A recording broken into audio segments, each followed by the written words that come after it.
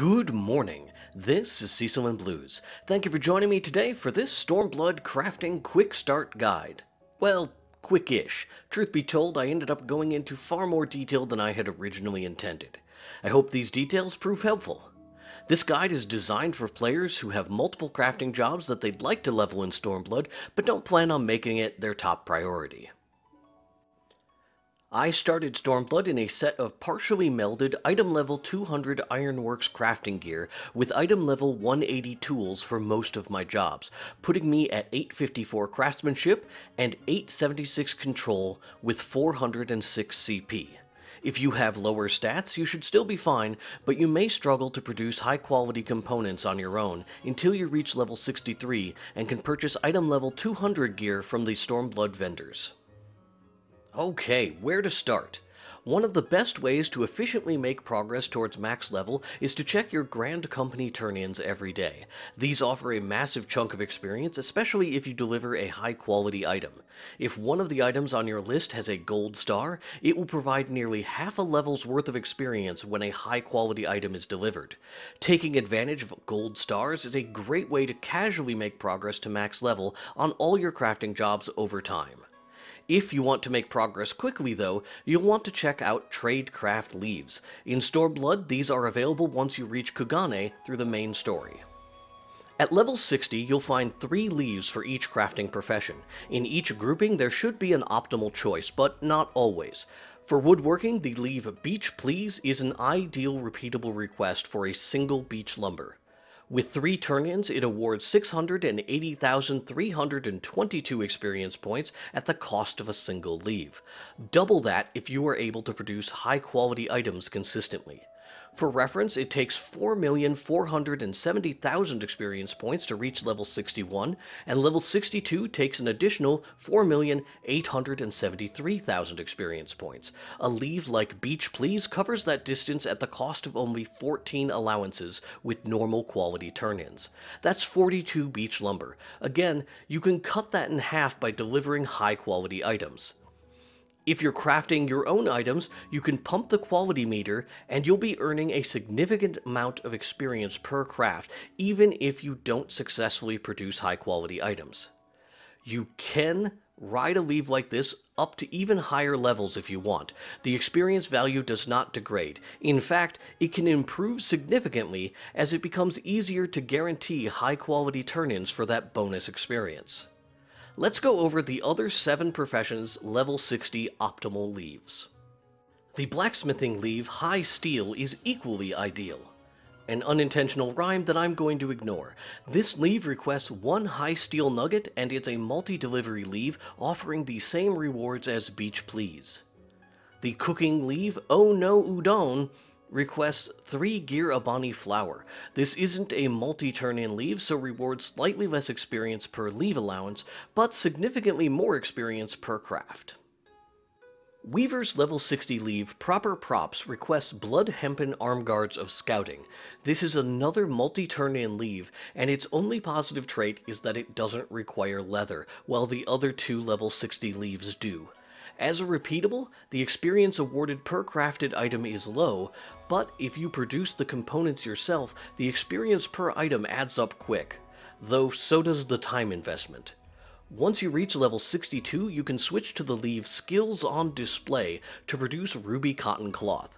I leveled to 62 by making blood hempen yarn and blood hempen cloth, and then passed the high-quality results on to a guildmate who used them to create high-quality turn-ins for Proper Props, and then we both switched to Skills on Display to reach level 65.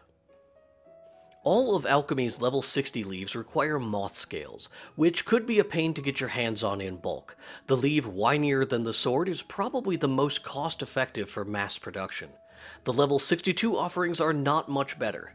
At level 64, though, the Dotted Line becomes available, which takes Durium ink, whose materials are less cumbersome to collect in bulk. But it'll be less efficient if you are unable to get high-quality results consistently with your current gear.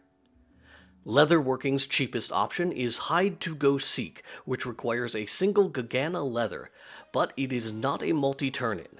Much like the cooking leave, that means 33% less experience per leave allowance, but 66% less material cost. Armorer doesn't have any great options at level 60. The Leve Alembic Metals has the cheapest inputs, making it the best choice to start, but at level 62 you can switch to the Leve, or for me, a multi-turn-in Leve requesting high steel ingots. Finally, we come to Goldsmith, which also doesn't have a winning choice at 60. One Ring Circus has the cheapest inputs despite the Trepane, which is on a timed node. At level 62, the Leve If I'd Copper Nickel for every time opens up, but I stuck with One Ring Circus to 65 because it was easier to produce high-quality turn-ins. As you progress, keep an eye on your daily House of Splendors options for easily spammable alternatives. Making use of Red Script's turn-ins could help you avoid bottoming out your Leves too early. The level 60 Leves will continue to offer full experience, but you may find some of the higher level Leves more rewarding or more efficient if you have the gear to guarantee high quality results. I have mentioned some examples above when they were strictly better, but other examples are less straightforward. Level 62 cooks gain access to a solid multi-turn-in Leve for cottonseed oil, and then at 64 gain access to a Leve for rice vinegar. But these are higher level recipes and may stretch the limits of your gear. You'll learn new skills as you level up in Stormblood. Hasty Touch 2, Careful Synthesis 3, and Patient Touch can dramatically improve your rotation for these leveling components. Your short-term goal is to reach level 65, where you will gain access to item level 220 crafting gear, surpassing even the best level 60 items. These are available for purchase from the Scrip Exchange in Rhalgar's Reach, and also for Gil from vendors in Kugane as well as Reunion. The gear can also be crafted by players with high-quality results. All versions of the gear can be slotted with the materia. Crafting materia is not as readily available as battle materia, but 4s are still reasonably cheap. Going forward, continue to make use of efficient Leves until your allowance runs dry. Then you'll have to lean into the House of Splendors hard, and start mass-producing collectible items, and don't forget to keep up on your Grand Company turn-ins. I hope this helps you get started with crafting in Stormblood. If you have any additional suggestions, please add them in the comments for this video. I'll be the first to admit that I'm not a hardcore crafter in Final Fantasy XIV, but I like having the ability to repair my gear in a pinch and meld my own materia. Hopefully, my inexperience hasn't allowed me to overlook anything too obvious. This video is coming out slightly later than I had originally scheduled because I dug in deep to see what level 62 and level 64 Leves were available. In the end, I bottomed out my Leve allowance before I was able to level all of my professions to 65, but I'm pretty close. I also got a little distracted yesterday and spent an hour or so on the jumping puzzle above the holstery.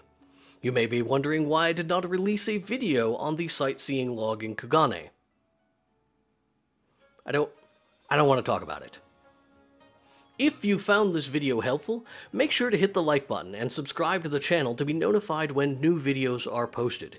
You can also follow me on Twitter at itsboats. Thanks again for watching. Have a great day.